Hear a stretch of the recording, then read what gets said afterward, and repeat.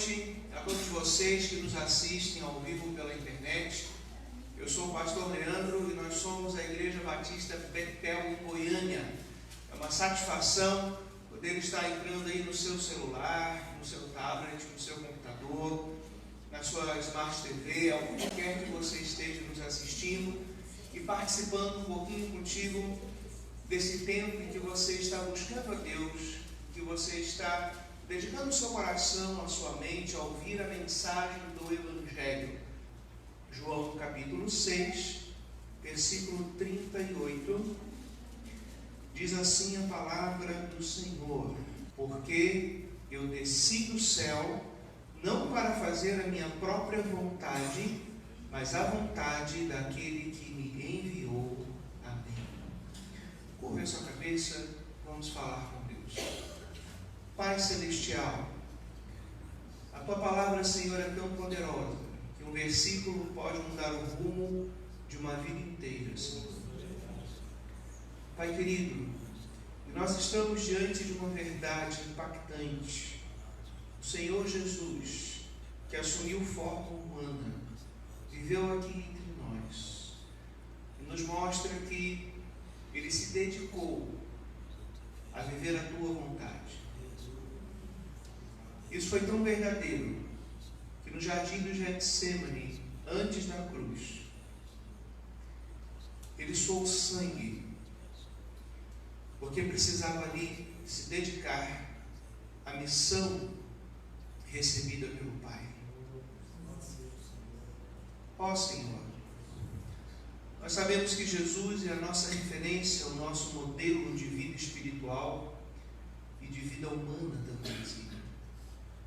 Nós sabemos que os seres humanos devem viver para o Senhor, segundo a mensagem da Tua palavra. Foi assim desde o Éden, Senhor. Desde o Éden o Senhor fala e o Senhor dá direção para o ser humano. E a Tua palavra também registra que a Tua vontade é boa, perfeita e agradável.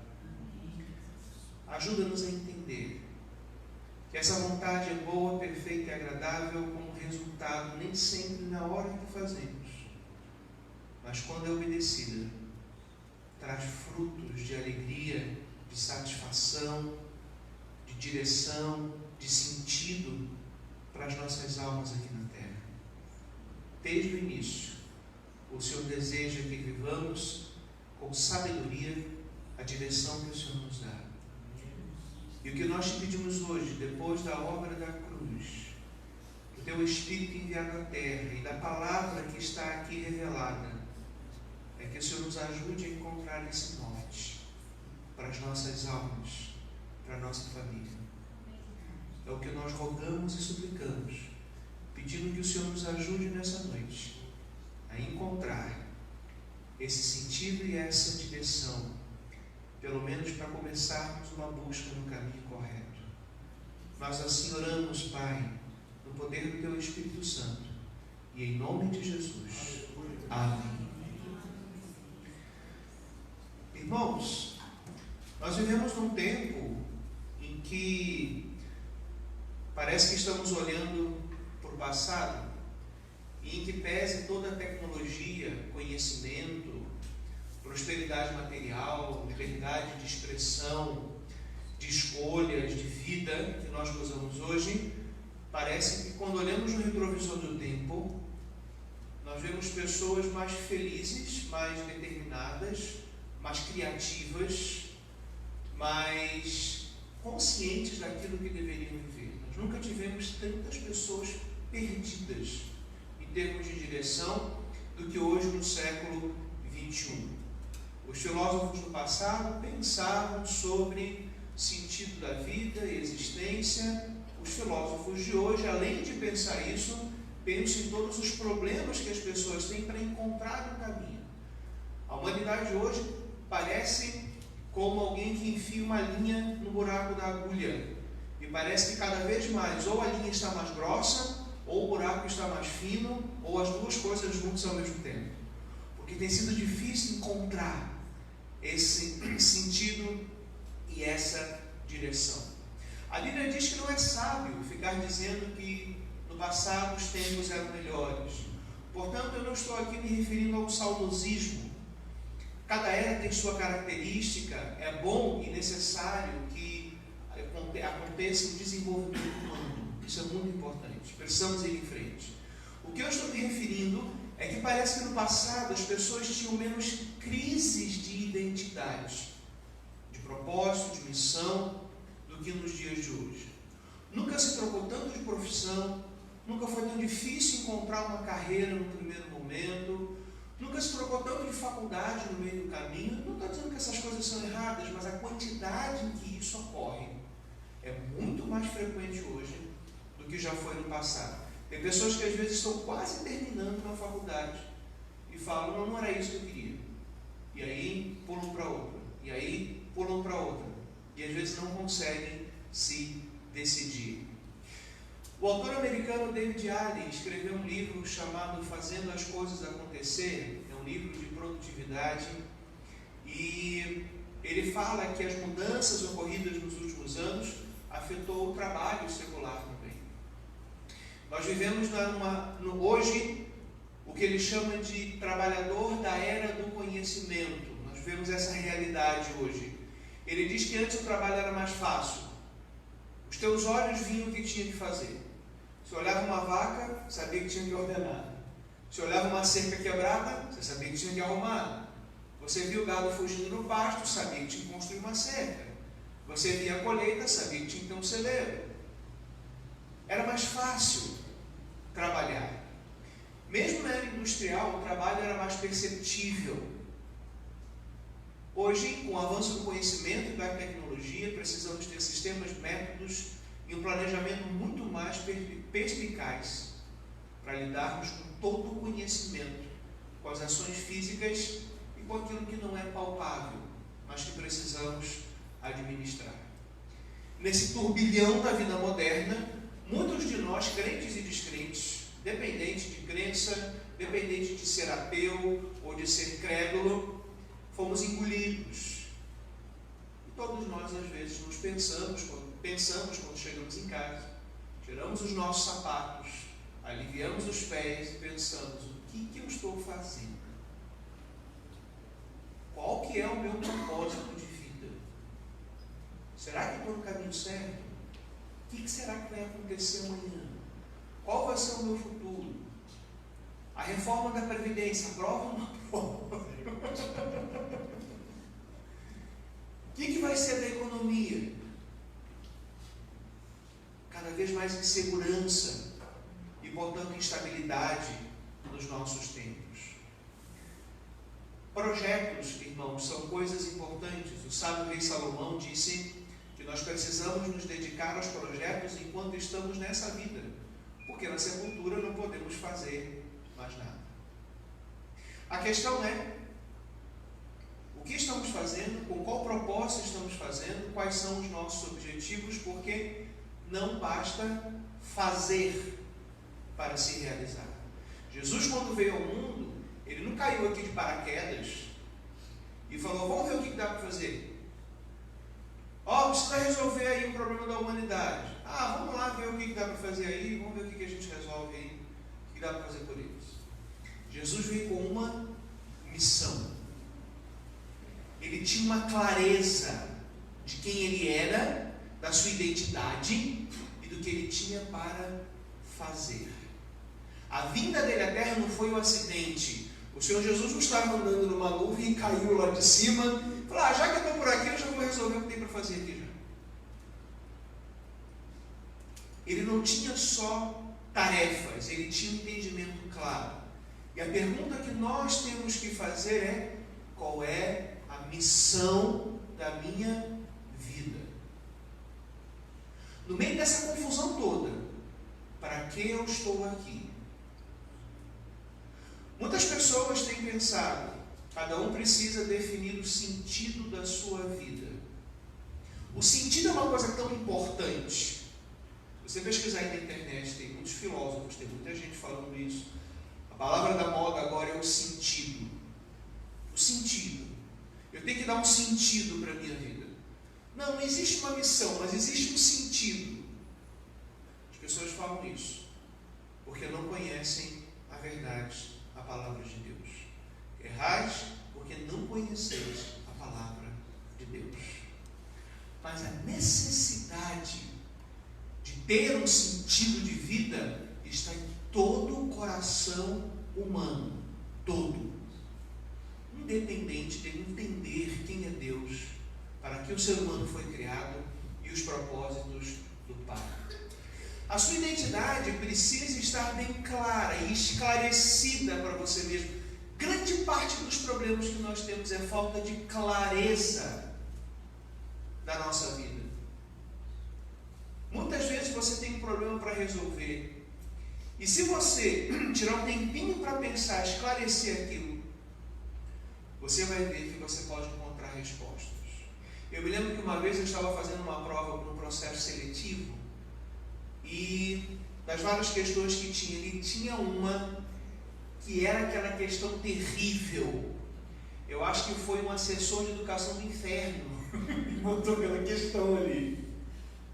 Eu falei, gente, não tem como. Como é que eu vou responder isso? O que eu fiz? Eu pulei a questão mais difícil, acabei de responder as fáceis, e aí voltei. Irmãos, eu dediquei 70% do meu tempo àquela questão apenas para pensar sobre ela, para entendê-la. Quando eu entendi, foi fácil fazer. Mas nós não dedicamos tempo para pensar, para meditar e para refletir. Nós só queremos fazer. Eu lembro que um dia lá no seminário onde eu leciono, foi tirado um piano da capela e era para ser levado para uma sala de aula da música. E eram os próprios seminaristas que estavam ali organizando, e alguém me chamou assim, você ajuda a carregar um piano? Tá bom, não é uma ajuda tão fácil, né? Carregar um piano. Mas vamos lá, estamos juntos. Quem já carregou um piano sabe que o bichinho é pesado. Eu falei, vamos lá. Minha mulher tem piano, então eu sei, nas mudanças que a gente fez, o quanto ele já andou aí, eu já sei o que é carregar um piano. Junto com outras pessoas, claro. De repente, vem aquele pessoal andando com um piano e vai, pega aí. Eu falei, gente, como assim pega aí? Onde vocês vão levar esse piano? Não, é para lá. Para lá onde? E aí foi subindo, tinha degrau, tinha rampa, o pessoal foi empurrando, entrando na sala. Eu falei, gente, vocês vão arrebentar a porta desse jeito. E por sorte e misericórdia de Deus, o instrumento não foi afetado. Porque quem tem piano também sabe que se você desafinar, bater, não é uma coisa fácil de arrumar.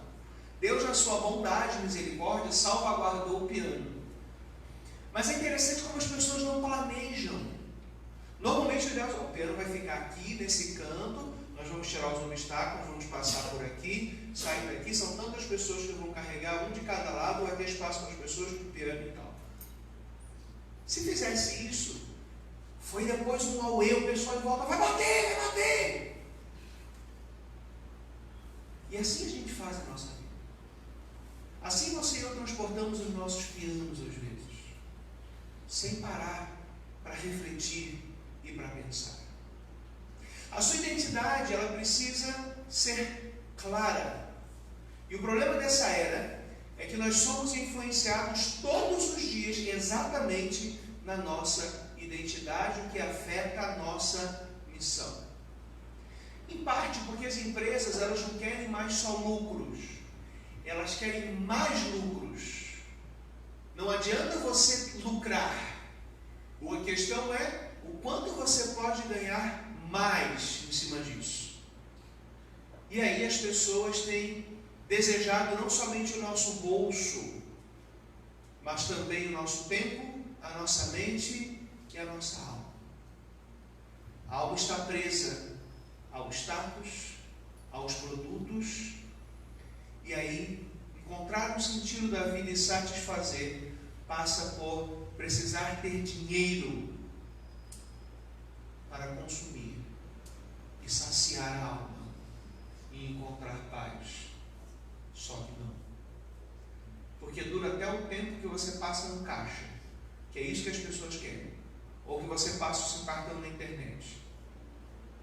Depois existe o que é chamado de depressão pós-compra. Existe a depressão pós-parto, né? Existe também a depressão pós-compra, a pessoa fica frustrada. Por isso, se você compra um produto na internet, você deve saber disso, mas quem não souber, você tem 7 dias para devolver sem prejuízo. Você pode pedir o seu dinheiro de volta. E essas coisas, esse jogo, esse mar, esse turbilhão tem feito o ser humano ter prejuízos na sua alma e buscar coisas que somente uma vida espiritual, vivida segundo a verdade de Deus, pode lhe ocasionar, desde o início do mundo. Adão e Eva, quando saíram do propósito de Deus, eles tiveram todas essas crises também. Nós tivemos o primeiro assassinato na primeira família. Caim matou Abel. Nós tivemos disfunções, problemas. E o sentido da vida não precisa de dinheiro. O dinheiro jamais vai conseguir alcançar o seu coração. Nunca. Pastor, então a gente não precisa de dinheiro? Precisa. Você, entretanto, precisa saber até que ponto você tem que ganhar dinheiro e quando saber parar de ganhar dinheiro. Eu estou falando sério. Tem um momento que você tem que pensar, eu tenho que parar de ganhar dinheiro. Esse é um pensamento horrível. É uma heresia do capitalismo. Mas você tem que ver o que você precisa.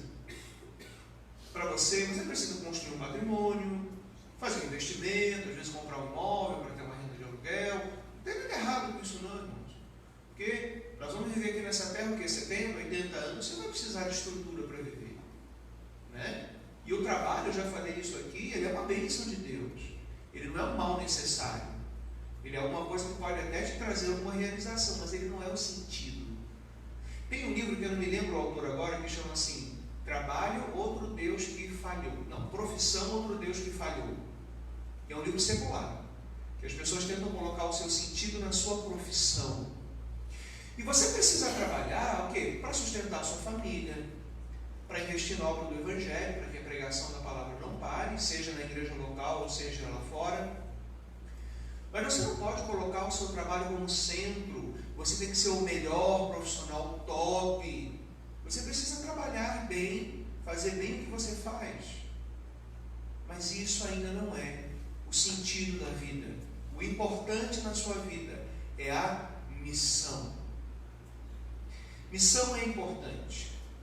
O Senhor Jesus disse então que desceu do céu para um propósito, fazer a vontade de Deus. E via de regra a vontade da humanidade é o quê? Fazer a própria vontade. Mas uma coisa que nós temos que aprender é que nós não somos o primeiro na nossa vida. O primeiro é Deus. E nós não somos os únicos nessa vida. Existe o próximo. Existe o outro. E a nossa missão está relacionada nisso. Guarde bem essas verdades. Você não é o primeiro e você não é o único. Mas o mundo faz você andar pensando que você é o primeiro e que você é o único. Mas os 2 grandes mandamentos que Jesus disse é amar a Deus sobre todas as coisas. O primeiro é Ele. E amar ao próximo como a ti mesmo. Então você também não é o único. Isso já ajuda a tua alma a precisar de menos para você mesmo. Isso já ajuda você a começar a encontrar sentido e começar a identificar a sua missão. A sua missão, portanto, não é só para você. A sua missão é fazer a vontade do Pai como Jesus, com esses princípios norteadores. O sentimento de missão ele é valoroso demais. Acalma a nossa alma.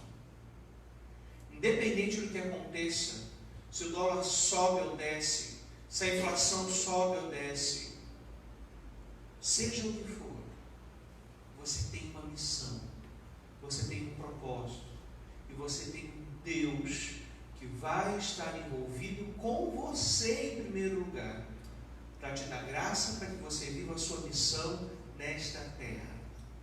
Viver em primeiro lugar para Ele e não ser o único no mundo. Nós temos essa ideia clara de primeiro e único no trânsito. As pessoas não entendem que a rua é um lugar coletivo, comum, é como uma área comum de um condomínio. Mas todo mundo quer ser o primeiro e o único no trânsito. Cortada, fechada, buzinada e todos os hadas que envolvem dirigir, em especial aqui no Brasil. Saber isso é bom, saber isso é importante, mas quando pensamos na missão de Deus, isso vai envolver negar a nós mesmos. E aí começa um certo problema. Você não ser o único e o primeiro envolve prejuízos ao seu egoísmo, ao seu pecado, à sua dedicação contínua apenas à sua conta bancária, apenas à sua família, e não a Deus e ao próximo também. Mas a salvação que nos trouxe graça, queridos, ela é superior ao pecado que habita em nós. A graça que Deus derramou sobre nós, para que nós possamos ser e fazer aquilo que Ele deseja, é muito maior do que os efeitos do pecado sobre a humanidade. Jesus veio nos ensinar isso. Viver para ter uma missão. Se você não tiver isso claro na sua mente, segunda-feira, mais uma vez, você acorda em cima da hora, descabelado, passando a mão no celular para olhar o WhatsApp antes de qualquer coisa, e sair correndo, com a camisa amassada, para poder chegar no trabalho e produzir. E assim o mundo faz com as pessoas, te deixa cego, te ocupa. Quando Deus deu a ordem para que Faraó libertasse o seu povo do Egito, e Faraó resistiu, uma das primeiras providências do Faraó foi dar mais trabalho para o povo. Eles tinham que fazer tijolos, era a tarefa deles como escravo lá.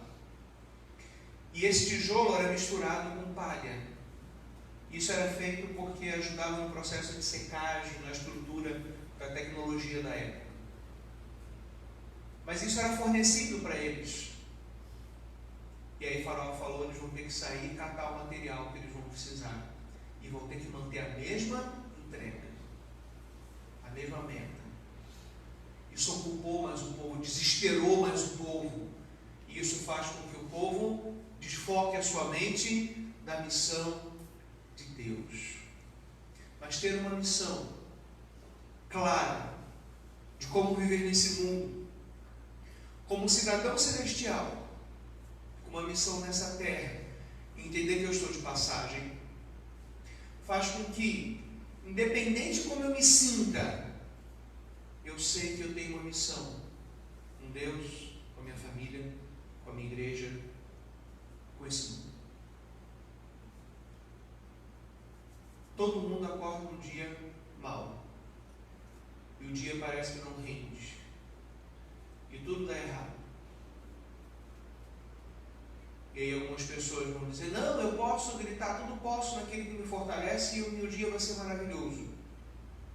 Mas o versículo não fala disso. Até postei no grupo da igreja um pequeno comentário sobre esse versículo essa semana. Fala pelo contrário, que você pode inclusive sobreviver a esse dia. Porque você sabe que você tem uma missão. Independente de como eu me sinta, eu preciso guardar na minha mente para não me perder nem me desesperar. Eu tenho uma missão com Deus, com a minha família, com esse mundo que eu estou, com a minha igreja. Queridos, fazer a vontade do Pai era o propósito da vinda de Jesus, e um comentarista bíblico diz que essa realidade sustentava a vida de Jesus na terra. Precisamente o que sustenta a minha vida e a sua é fazer a vontade de Deus. Isso é maior e superior. Isso era tão forte em Jesus. Vamos voltar um pouquinho no capítulo 4. João capítulo 4, versículos 31 a 34.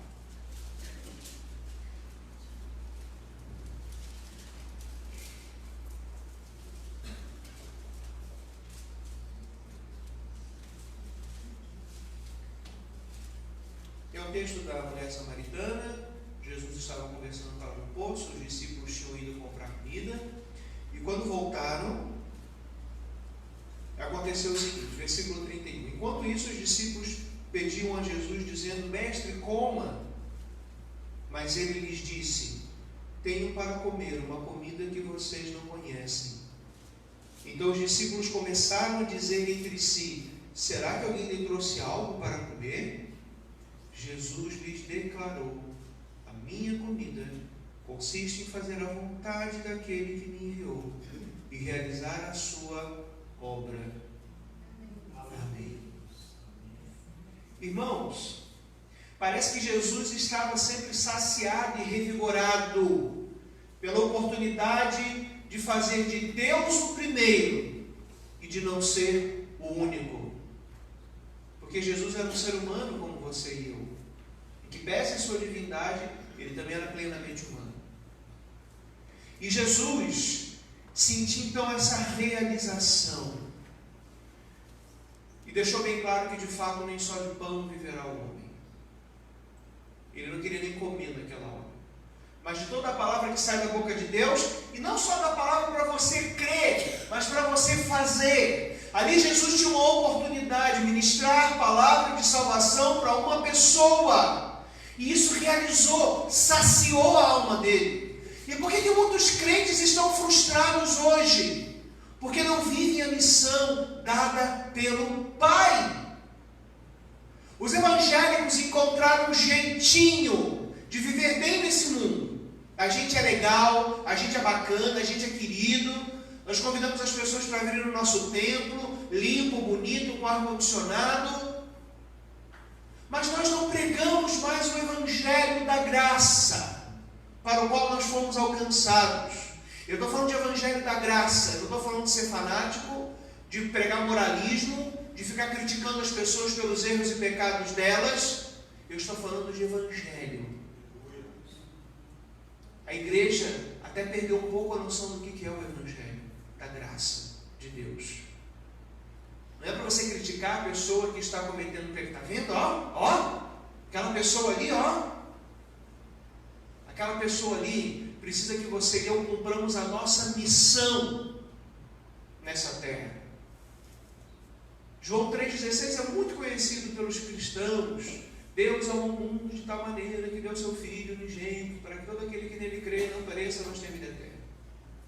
Mas o versículo 17 diz que Jesus não veio para julgar o mundo. Mas os cristãos querem se colocar nessa posição. Nós achamos que a nossa missão é julgar as pessoas.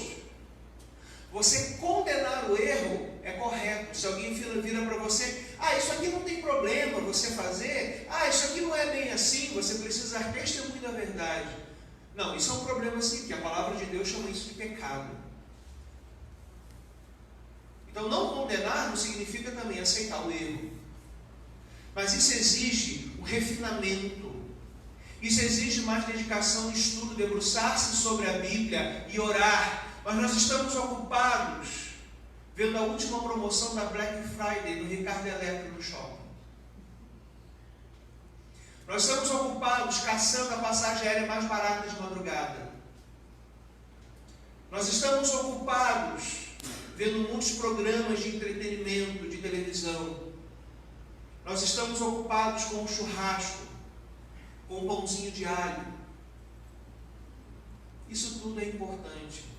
É bom, não é pecado nem é errado, mas se tornou a missão dos cristãos, igual as pessoas desse mundo.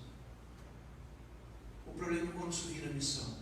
O problema é quando a igreja é boa por causa da sua programação social. O problema é quando a igreja é legal porque eu dou um jeito de ser evangélico, de ser igreja, de viver na igreja no final de semana, e de segunda a sábado eu dou meu jeito. O problema é quando eu quero viver o cristianismo do meu jeito e não sob a missão de Deus. E é o que a igreja inventou, para não ser perseguida, para não passar vergonha, para conseguir viver no meio desse mundo e tirar vantagens. Os cristãos diluíram a missão. É como um leite que você batiza. Você tira o leite da vaquinha, grosso, chega a ser amarelo. Aí você vai jogando água para crescer o leite, para crescer. Só que ele vai ficando ralo. Claro que para a gente beber é até bom, né? Porque aquele é um alimento bom para um bezerro de 400 quilos, né? Então... Mas o Evangelho Estou falando porque o Heitor, ele está terminando medicina veterinária, ele cuida dessas coisas, ele sabe, né? É menos que pesa o bezerro? Quanto que pesa o bezerro? 180? Eu arrumei um bezerro bem gordo. Mas quando ele cresce, ele chega, isso daí, quando vira um touro, uma vaca, chega a 400? Então tá bom. Olha a emenda boa. Não, ele tem 180, toma o leite para chegar a 400.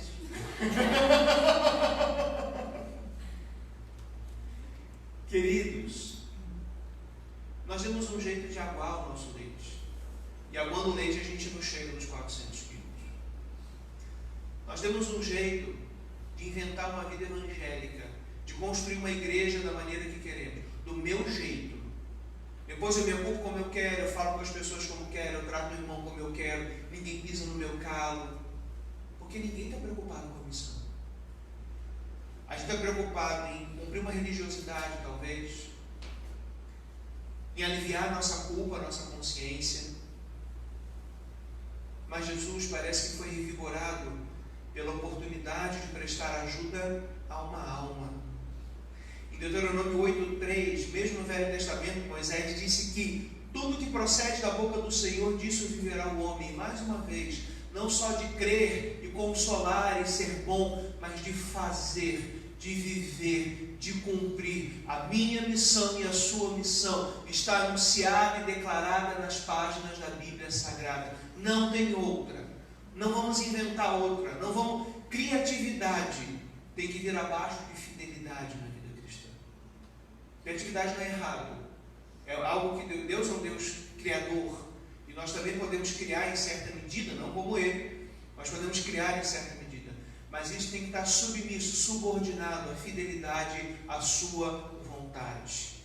E ninguém demonstrou a verdade de viver a vontade de Deus tão bem quanto Jesus. Ouvir a voz do Pai e fazer a sua vontade era a alegria e a força de Jesus. Mas para eu não ficar só no puxão de orelha, um erro que nós temos sobre a missão e um dos motivos pelo que corremos dela é imaginar que nós temos que cumprir a missão sozinhos, como se Deus não fosse nos ajudar. Entretanto, a presença e a ação de Jesus é tão inegociável nesse processo que foi garantida pela promessa de que Ele estaria conosco todos os dias até o fim. É atrelada à principal missão: ide por todo mundo, fazer discípulos, e Ele estaria conosco. A missão é vivida pela graça. Então nós temos que ter responsabilidade, mas nós temos que ter fé e confiança na pessoa de Jesus e nas suas promessas. A missão não é viver nesse mundo, extrair o melhor desse mundo, conseguir a melhor posição profissional. Na verdade, o que precisamos é ver como vamos conciliar a missão com a vida nessa terra. Não como se o trabalho fosse um empecilho, mas ele não é prioridade na minha e na sua vida. Pastor, como é que eu vou viver? Um pouquinho mais de fé. A igreja parece que não tem mais fé. A igreja parece que não tem mais fé para ser fiel. A missão para com Deus é ser e fazer discípulos. A missão com a minha família é amá-la e viver os papéis bíblicos do lar. Homem agir como homem, segundo a Bíblia. Essa é a sua missão, homem, e a minha. Mulher viver como mulher no lar. Essa é a sua missão, mulher, segundo a Bíblia. Não, mas não é que acontece que. Então nós acrescentamos às páginas da Bíblia uma série de desculpas.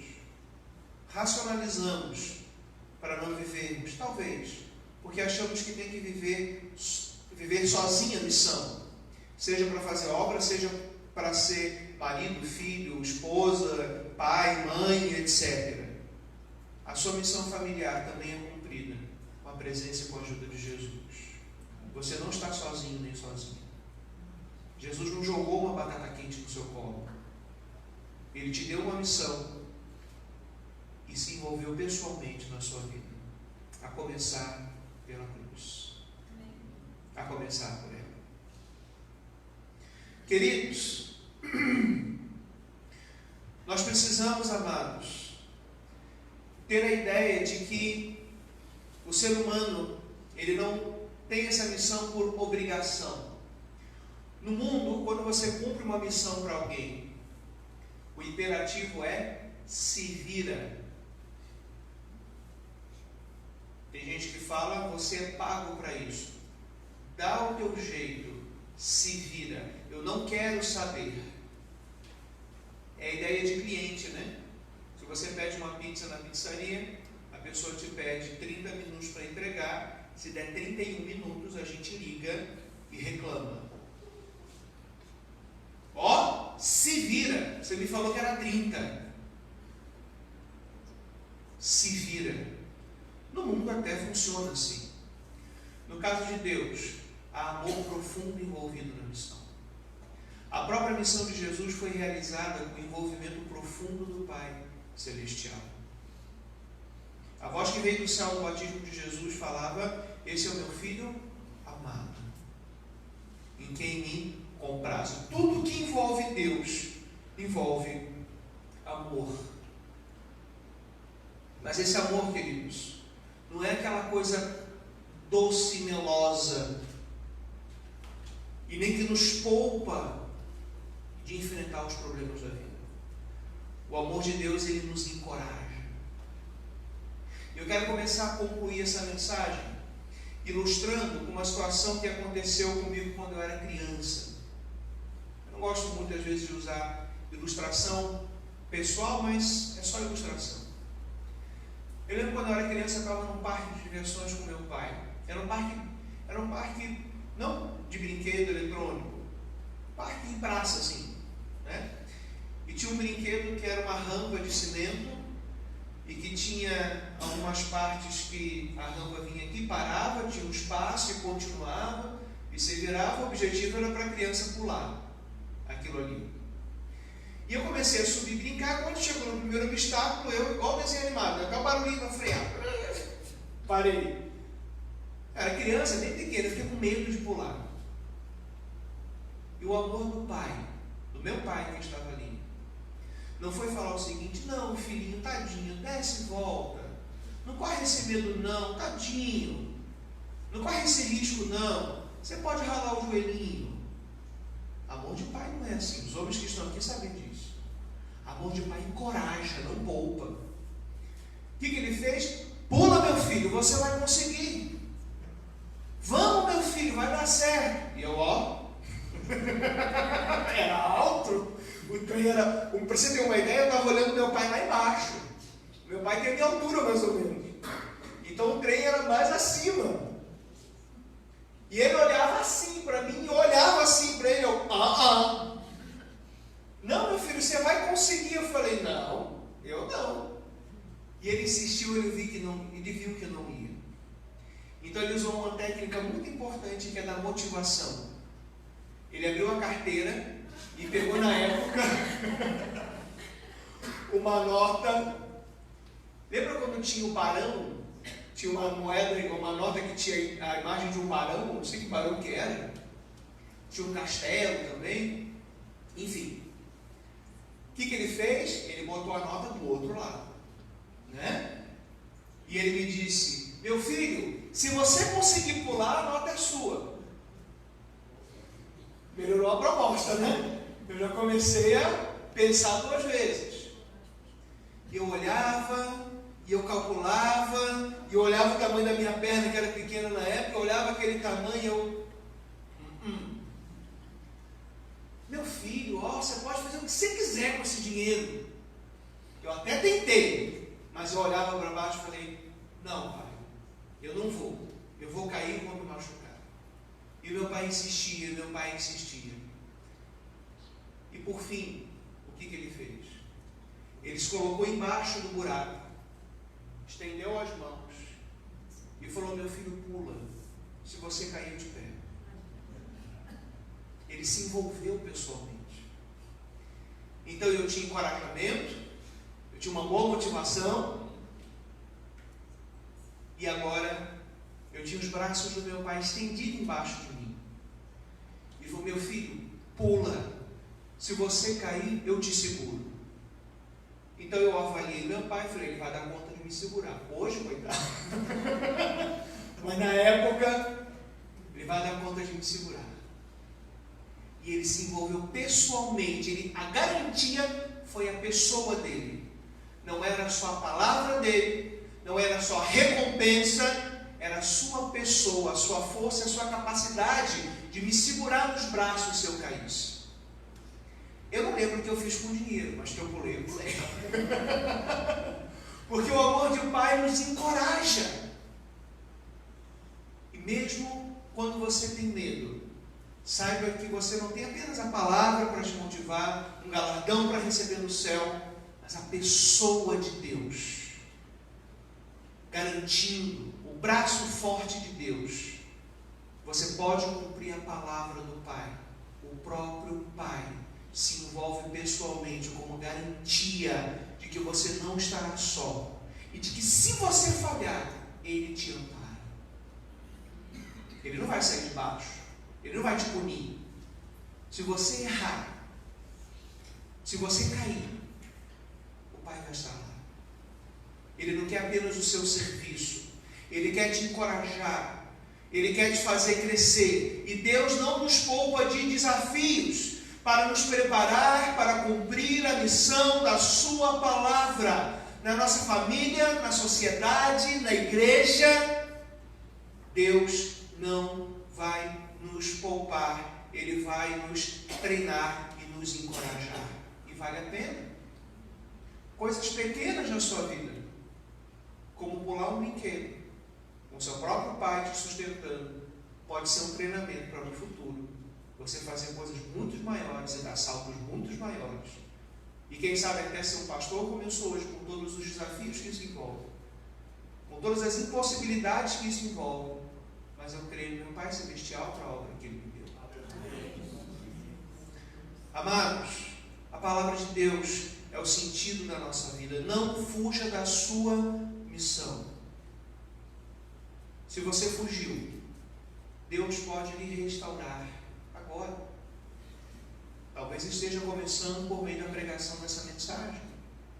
Se você fugiu do propósito que Deus tinha para você, lembra de Jonas? O profeta Jonas foi o profeta fujão. Deus mandou ele para um lado, ele foi para o outro. Mas quando ele se arrependeu, o Pai o amparou, mesmo 3 dias na boca ou no ventre do grande peixe, e o direcionou. Deus não esqueceu a missão que Ele tem para a sua vida. Se você e eu estamos teimando, isso não muda nem 1 milímetro a vontade de Deus para você. Quem precisa mudar somos você e não Deus. Outra lição que o fujão de Nínive, Jonas, nos dá é que fugir da missão causa mais sofrimento do que enfrentar os desafios para ser preparado. Fugir te faz perder mais tempo e sofrer mais. É melhor você permanecer e sofrer, mesmo como Jesus no Getsemane. Isso ainda vai trazer mais alegria à sua alma. Concluindo, em Atos 20 e 24, o apóstolo Paulo diz: todavia não me importo, nem considero a minha vida de valor algum para mim mesmo, se tão somente puder terminar a corrida e completar o ministério que o Senhor Jesus me confiou, de testemunhar o Evangelho da graça de Deus. Paulo não tinha nem mais valor na sua própria vida. A preocupação de Paulo não era ele, era a missão. A missão de nós estamos. Fazer a missão, irmãos, não é mandar oferta para os missionários fazerem a missão. Isso faz parte da nossa missão, mas isso não é a missão. Encher as agências missionárias de dinheiro para que os missionários trabalhem não é a missão, faz parte da nossa missão. Com certeza, amados, Paulo tinha um objetivo, não importava se as coisas estavam dando certas ou erradas, já não vivia mais ele, mas sim Cristo. Assim deve ser a minha vida e a sua. Esse Cristo que tem prazer em cumprir a vontade de Deus, que desceu do céu para isso, vive em mim e em você e tem o mesmo propósito, fazer a vontade do Pai. Deus está nos chamando para um relacionamento mais profundo com a sua palavra. Ele vai cuidar de você, da sua vida. Fique em paz, fique tranquilo, não tire a mão do arado, não volte atrás, caminhe para frente. Como está o seu grau de consagração a Deus? Você ainda leva a vida do seu jeito? Sua língua ainda é dominada do seu jeito? Quem sabe Deus quer lhe dar hoje o arrependimento para você começar de novo e voltar para a missão de vida, como família, como obra de Deus, como seu papel de mãe, de pai, de filho, de marido, de esposa. E o recomeço começa pelo arrependimento. Arrependimento para perdão, não para juízo. Lembra do versículo 17 de João 3, ele não veio para julgar o mundo. Arrependimento é bom, você encontra calor, amor, aconchego do Pai e um recomeço, um renovo. Que Deus nos dê graça para que pelos recomeços nós possamos continuar a jornada e que Ele nos restaure para a sua missão, que seja o objetivo da nossa vida. Em nome de Jesus, queridos. Amém. Você que nos assistiu pela internet, obrigado por esse tempo que passamos juntos. Deus abençoe a sua família, a sua casa, em nome de Jesus.